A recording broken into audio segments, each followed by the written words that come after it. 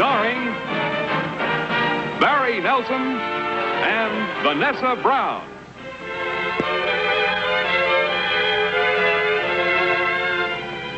Come on, Liz, we're a half hour late already. Darling, which hat do you like best? This one? Or that one? Oh, I like that one. Yeah, me too. What? Now where are you going? Upstairs to change. This outfit doesn't go with the hat.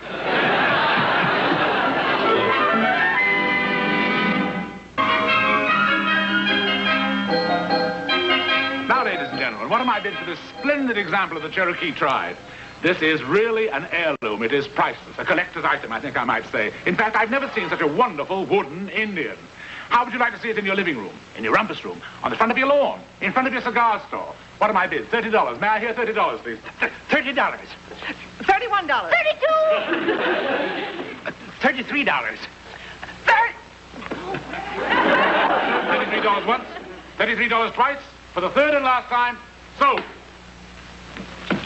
Next item, quick. Yes, sir. That was a close call. We almost got it. Imagine a wooden Indian in my Chinese modern living room. George would have scalped me. Isn't this exciting? Hurry up while I've got them hot. I broke the China darning egg. What am I going to do? Stick in those 2 lamps, the ones we were going to throw out. The ones that the mission rejected, you know. But how can you explain that? Just go get them. Maybe we ought to go before we buy something. Look.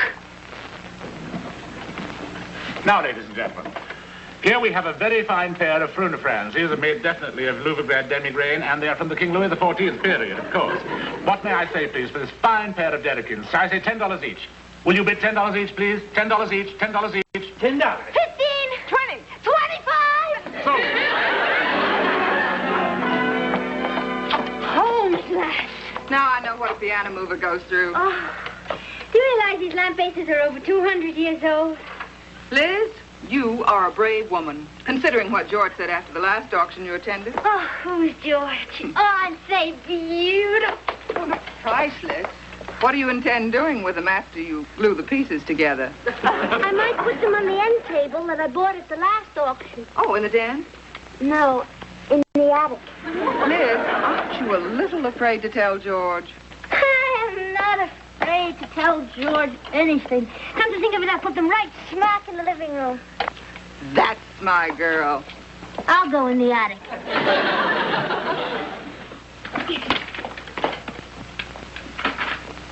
George? Woo-hoo, darling. George? Okay, the coast is clear. Oh, thank heavens George isn't home yet. Oh. Maria, dear. Better I should be a horse. The closet. Hand me the other one.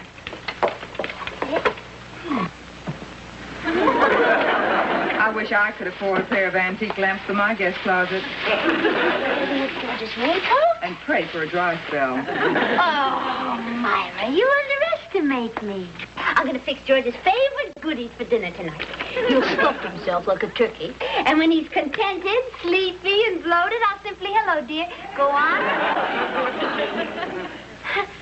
It's George. Liz. I now pronounce you man and wife. I'll go stay for dinner. And no thanks, dear.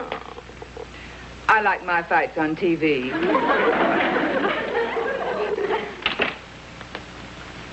As you were saying, after George gets contented, sleepy, and bloated, continue. Well, you're not bloated yet.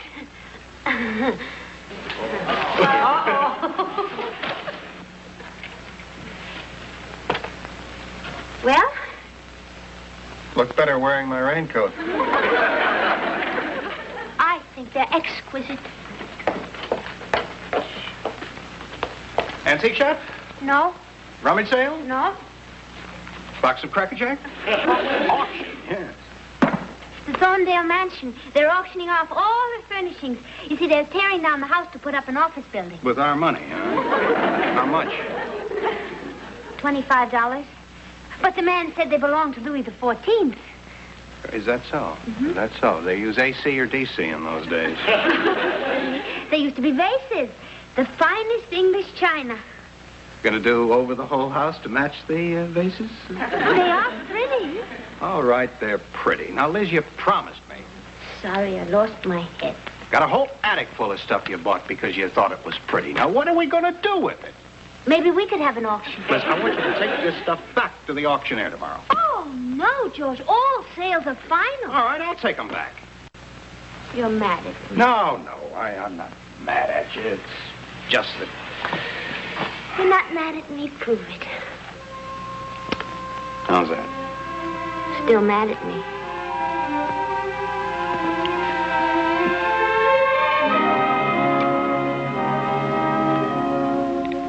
See? I'm not mad.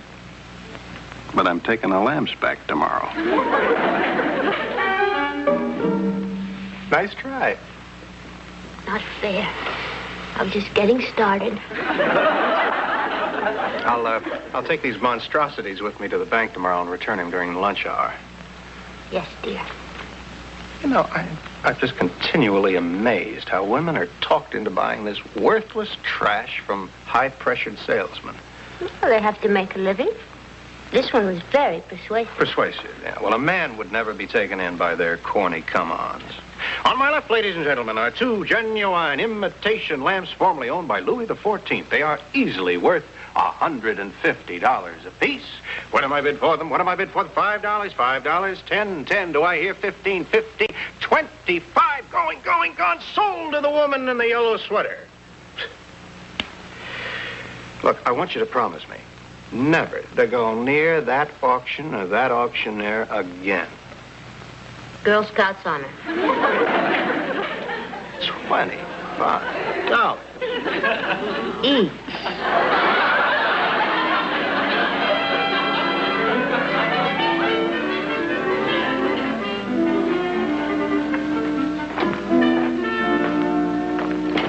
Excuse me.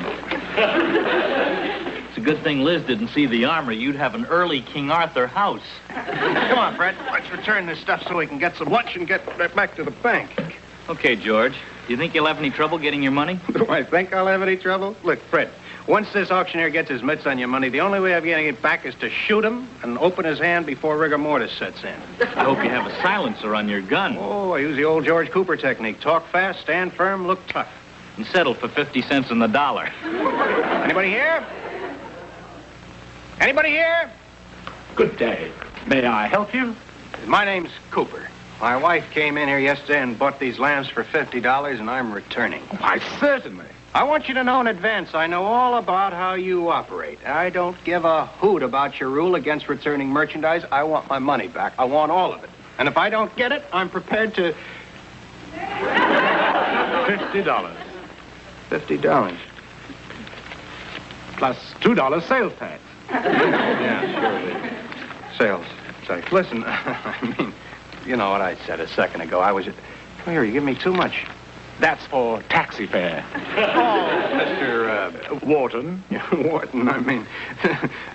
Please, Mr. Cooper, it's the least I can do for the inconvenience. Well, really, that's very nice of you, but really... Aren't they atrocious? Horrible. They're worse than that. You know, gentlemen, it's amazing what women will buy. What some women will insist on buying. Now, you take a man. You can never sell him trash like this. Exactly what I was telling my wife. You see, a man has a much finer appreciation for value and quality, especially the more successful man, like yourself. Now, let me see. I'd say that you were in oil? No. Hotels? No. President of a steamship line? No. You might say that I deal in money. Money? That's a dandy product. Of course, he doesn't own any of it. I'm a banker. A bank? I should have known. It's written all over you. Mm-hmm. Well, Thanks. We better get on our way, huh? Yeah. Oh, Mr. Cooper, before you go, I'd like to show you something exquisite. Oh, well, some other time, Mr. Wharton. You see, it's almost 12:30. It's something that I would only consider showing to a man who really appreciates the very finest in great artistry. A man like yourself, Mr. Cooper. Well, we could take a minute or two. Sure. Excellent, gentlemen. Right this way. George, I never realized you knew so much about art. Well, I'm not exactly a barbarian, exactly. Incidentally, gentlemen, don't bother asking the price, as it is not for sale. What you are about to see is not only impossible to replace, but it is undoubtedly one of the very, very finest examples of early Felix Fogarty. Who's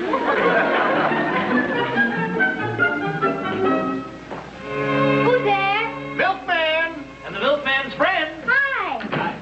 Darling. 2 quarts of milk and a pound of butter. What happened about the lamb? I took them back. And the $50? Got every cent, even the sales tax. I don't see how you did it. Oh, it was nothing. I had a man-to-man talk with Mr. Wharton. Got along famously. You see, when a man goes into a place like that... Hey, George, look! It came! When the 5 huge men brought this thing in on rollers through the patio, said it was from the Thorndale auction, I said there must be some mistake. But it has your name on it. Liz, as you know, I would never think of buying anything from an auctioneer. But you got carried away. This was such a great deal, I just couldn't pass it up. What are you looking for? The letter opener. Here. Oh. You know, first Wharton didn't even want to sell it. I had to talk him into it. Right, Fred?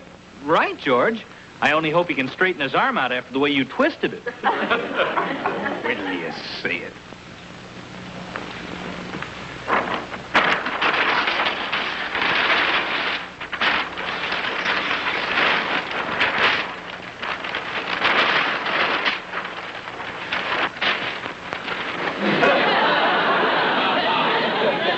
You ever seen anything like it?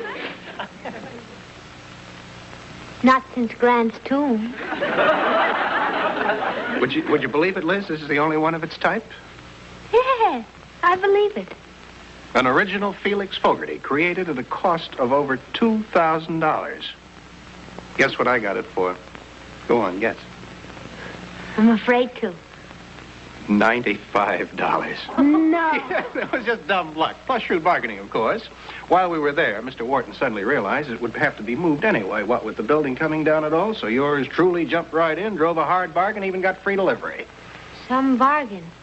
It's some bargain. Liz, listen, if we ever get tired of this, believe me, we could sell it for 10 times what I bought it for. Oh, well, George is lovely.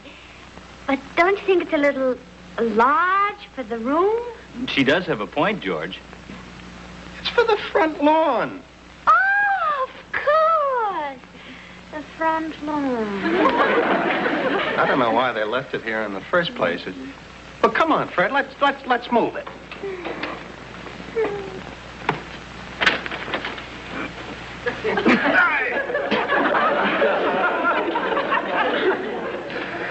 This isn't a horse, it's a mule.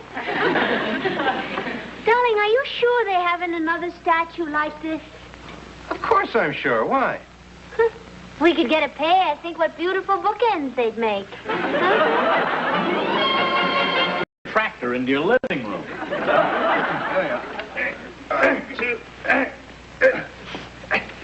Hold it. Myra, you with us or against us? With my muscles, it makes no difference. This is my first physical exertion since I was birthed. Let's go. 1, 2, 3.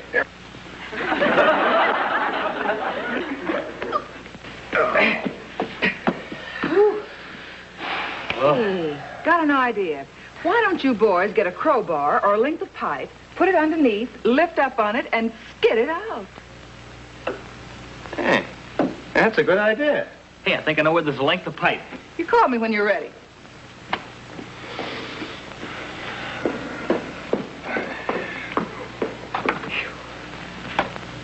Has it moved? Not an inch. Good. Good. Think what the neighbors would think if they saw that monstrosity out front. Honey, don't worry about us. We'd move. George is beginning to realize what a mistake it was buying that... Cement hangover? He possesses the ideal qualities of a perfect husband. including the courage not to admit he's wrong. Wonder how long it'll take him to admit it. About when the man on the statue climbs down and shoes the horse. Hey, Myra, we got the pipe. That's the idea. Now, simply lift up on it. Hey, we got it off the floor. All right, Professor, what do we do now? Search me.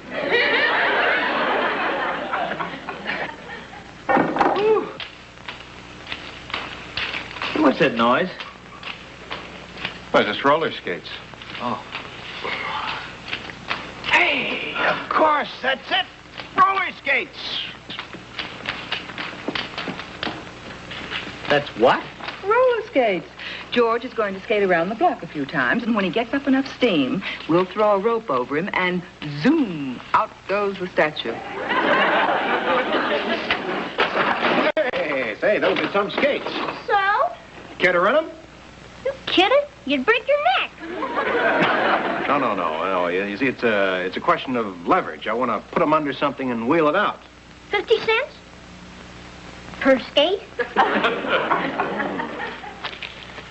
All right, come on in.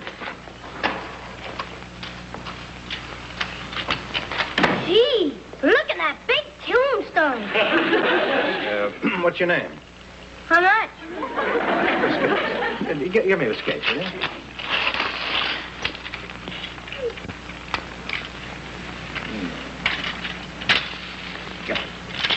I'll get my scooter and I'll race you to the candy store. George, if you're thinking of leaving town, the train's faster. Ladies and gentlemen, the experiment that you're about to witness may well go down in history alongside those of other great men of science. Newton, Galileo, Da Vinci, Fromkes. Fromkes? The first man to tie a square knot in the end of a salami. Now, we're going to jack up both corners of the statue one at a time, shove a skate under, and with one side up on rollers, we ought to be able to push it out. The George Cooper law of applied weight. I remember studying it in high school. I'll get the iodine. You shove the skates under. Hey! Come on, a little higher. A little higher. A little higher. Higher. It's under.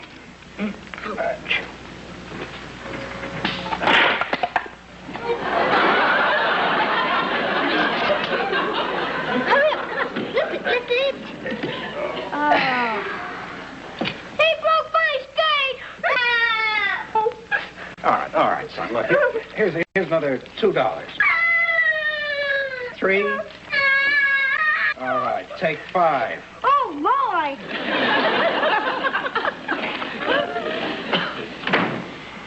Well, Mastermind, what now? Darned if I know. There must be some way of getting this darned thing out of the living room. Well, cheer up, darling. Maybe it'll be easier to get out of the basement. Maybe you could get the auctioneer to take it back for a little less money. Of course, I guess I could call Mr. Wharton and get the name of a prospective client.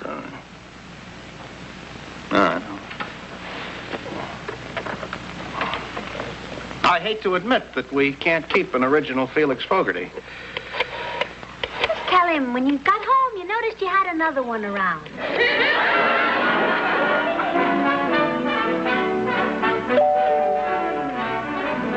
Mr. Cooper? Yeah? I'm Mr. Crandall. Oh, yes. Come right in.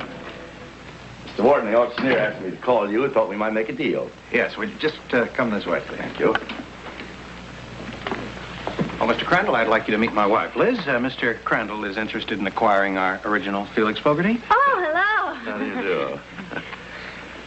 Oh, solid stone, huh? Oh, yes, it's solid, all right. They sure don't make them like this anymore. Let's see here now. 64 inches. Oh, that's 66, isn't it? Oh, so it is. George. I didn't know they bought statues by the inch. Well, he's probably measuring it to see if it'll fit through the door of a small museum. Oh, Mr. Crandall, I want you to notice the fine symmetry, the delicate detail, the smooth flowing lines. Mr. Cooper, my bid is $90. $90? Oh, come, Mr. Crandall. You can do better than that. Well, you drive a hard bargain. All right, 75. 75? You just said 90. One of us seems to be a little confused, sir. I'm putting in a bid as to how much to charge you to cart this monstrosity away. I'll have to use a large truck and at least 5 men. I have to haul it across the city to the city dump and break it up. See, there's a city ordinance against just dumping things this large. Yeah, but this costs thousands. It's an original Felix Fogarty. Oh, Mr. Cooper, these old statues are a drug on the market. You can't even give them away. There's no other way to get rid of it? Well, erosion. Take years. Here, I'll just leave you my card, and you can call me if you decide to part with the heirloom. Good evening.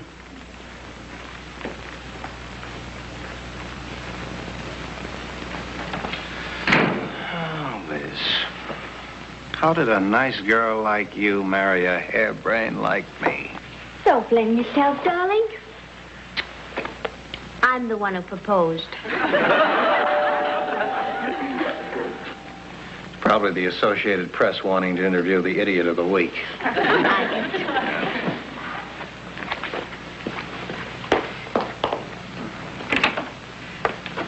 Good evening, Miss Cooper. Oh, hello, Mrs. Sloan. I just hate to bother you again. Seems like I come by once a week to collect for some cause or other. Well, they're all good causes. Come on in. I'm collecting for... Good gracious. What's that? It's mineral. You have 20 questions. What a magnificent piece of art. Well, what are you collecting for today, Mrs. Sloan? This time, Our Lady's Auxiliary is building a home for working girls. Oh, and how much are the neighbors giving? Well, the average amount is $5. Uh-huh. Ah, Mrs. Sloan. Well, how are you? Good evening, Mr. Cooper. Sit down. Thank you. Mrs. Sloan, a home like that should be something more than just a home. It should be a place of beauty. George, you're not thinking of donating our original Felix Fogarty? I wouldn't allow it. Don't worry, Mrs. Cooper. The home is to be quite modern. There'd be no place for such a statue. But next week, I'm going to collect for a bird sanctuary. Mrs. Sloan, if there's one thing Los Angeles needs, it's a bird sanctuary. It does? Oh, yes, indeed. Control yourself. You know, when I was a small boy, I had a pet pigeon, and well, one day he flew away, and he never came back again. Well, in his memory, I would like to make this substantial gift. How very nice. But what about Mrs. Cooper? Oh, I understand how George feels. We will donate our original Felix Fogarty. Well, if you put it that way, I can see it now. Nested with pigeons. All we ask is that you have it moved. There'll be a truck at the door in the morning. With 5 strong men. With 5 strong men. Naturally, we'll place a permanent plaque on the statue. Donated by Mr. and Mrs. Sidney Cooper. Oh, my mother calls me George. Donated by Mr. and Mrs. George Cooper. Thank you. Thank you. Oh, Thank sing you. nothing else.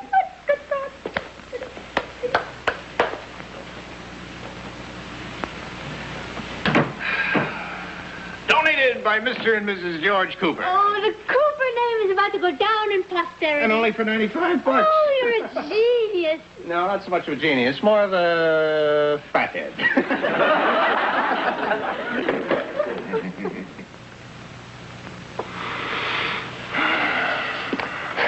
Well, the room's going to look kind of empty without that statue. Don't you think I could pick up a little something at the auction tomorrow?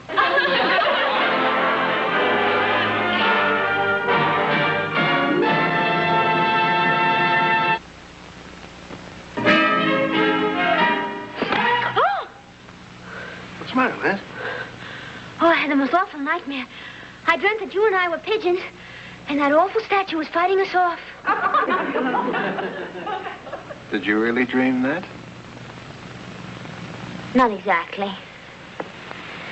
But whenever I have nightmares, I like the way you calm my fears.